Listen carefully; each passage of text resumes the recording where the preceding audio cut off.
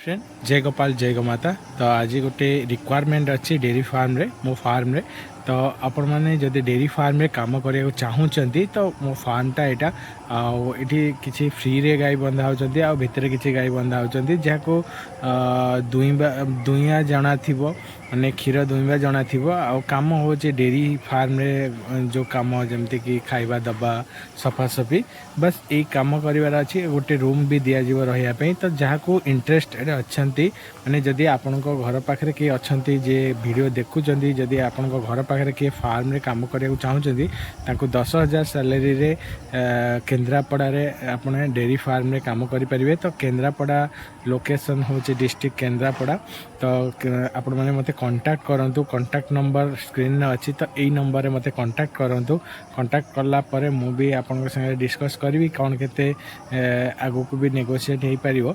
तो आपण मैंने मत कांटेक्ट करूँ सैलरी 10,000 टंका रूम रहा दिज्व आते शीघ्र आपण मैंने कॉल करूँ फल जो मैंने फर्स्ट कॉल करेंगे से अपॉर्चुनिटी दे पारिबे।